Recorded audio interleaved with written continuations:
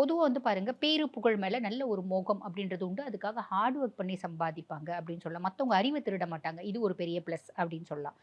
இவங்களோட மைனஸ் என்னங்க அப்படின்னா, அந்த கால்குலேஷன தான் நெறைய பேர் மைனஸா சொல்லுவாங்க. சேஞ்சிங் மைண்ட் இப்ப பிசினஸ் போறாங்க, மைண்ட் சேஞ்ச் பண்றாங்க அப்படின்னா, அது என்ன பொறுத்தவரைக்கும் அது மைனஸ் இல்லைங்க.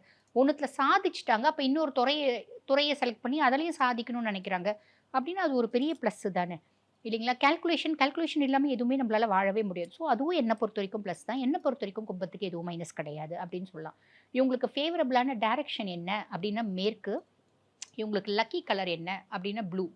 Royal blue, sky blue, ocean blue, ரொம்ப லைட் ப்ளூ, நேவி ப்ளூ இப்படி all type of blue and black இவங்களுக்கு ஃபேவரபிளான கலர் அப்படின்னு சொல்லலாம். சரிங்க, இப்ப நீங்க சொன்ன மாரி எங்களுக்கு எல்லா பஞ்சாயத்தும் எங்க குடும்பத்தில இருக்கு. இப்ப நாங்க இத ஓவர் கம் பண்ணணும். என்ன பரிகாரம் பண்ணணும் அப்படின்னா, பொதுவா வந்து பாருங்க, இப்ப கணவனால் பிரச்சனையா கலத்திர ஸ்தானத்த பார்க்கணும். 7ஆம் பாவம். பார்ட்னர்ஸால பிரச்சனையா கலத்திர ஸ்தானத்த பார்க்கணும். அதே மாரி குழந்தைங்களால பிரச்சனையா 5ஆம் பாவத்த பார்க்கணும். ஃபேமிலியில கூட்டு குடும்பம் பிரச்சனையா 2ஆம் பாவத்த பார்க்கணும். இப்படி உங்க சுய ஜாதகத்தில அந்த பாவங்கள பார்த்து தான் நாங்க வந்து துல்லியமான பரிகாரங்கள் அப்படின்றது சொல்லுவோம்.